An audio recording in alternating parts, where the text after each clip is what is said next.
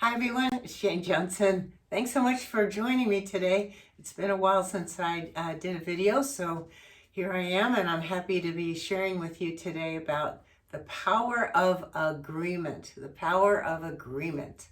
And I'll give you some examples. It's Monday here, just a couple of days ago, day and a half ago, we in this country, in the US, turned our clocks ahead 1 hour. So suddenly, it's an hour ahead, an hour more than it was. How did that happen? Nothing changed, except that millions of people agreed that we're going to do this. We're going to make it an hour later. And so simply by agreement and no other way, it was an hour ahead as of Saturday night. So interestingly, in where I live in Arizona, we don't agree with daylight saving time. Apparently, I'm not. It's not a personal thing. This is our state, so we don't participate in daylight saving time. So we do not turn our clocks ahead. So interesting, but the majority do. We're not the only state that doesn't, but most of them do. Almost all. So by agreement, it is now an hour later, and it will stay that way until November when we turn the clocks back the other way. And you can see right there the power of agreement. It's just millions of people agreeing about something, and it brings about a reality called we're an hour ahead now. So, another example would be we drive on the right side of the road, the right-hand side of the road.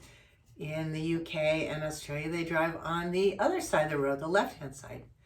So no right or wrong to it, but it does prove a point that it's by agreement. And when you get someone who disagrees, obviously not deliberately or consciously, but they disagree and drive on the wrong side, then you have accidents and problems and damage and people hurt and so on. So the value of the agreement by the majority is very, very important, actually, and life-saving. But it is a function of agreement of millions of people. So here's another example. We don't need millions of people to agree about something. How about two people getting married and they say their marriage vows to each other? They are agreeing about those vows, and that's what keeps the relationship strong. And if one of the two people stops agreeing or disagrees, then there can be issues. And that happens a lot. So the power of agreement in those three examples alone, it's so amazing.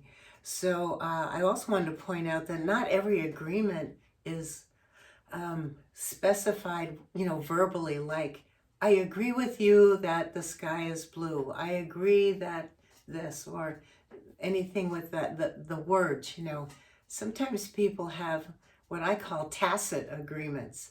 So, for example, I say, I love the beach, and somebody else says, I love the beach too.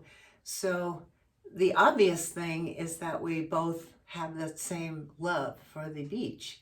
But what's not obvious is it means we both agree about the beach. We agree that the beach is fun or beautiful or wonderful or a vacation or whatever it is. There's some agreement in there about it, but all we really said was we both like it. So watch out for those tacit implied agreements because they are there and they matter, And when you have two people saying, oh, I like the beach too, and you have that agreement, there's a friendliness about that. There's a connection. It adds to the connection. So interesting. Agreement is a very powerful thing. In a judicial system, it's very important. We have attorneys, we have judges and lawyers, we have juries and courts to decide about agreements. Particularly with contracts, hopefully a contract is written very clearly, and when both people sign it, or however many people sign it, they're all agreeing to that contract, and that should make it a powerful contract. And then when there's disagreement, then you get judges and courts and juries and so on to argue about it. And rightly so. What happened to the agreement we all had?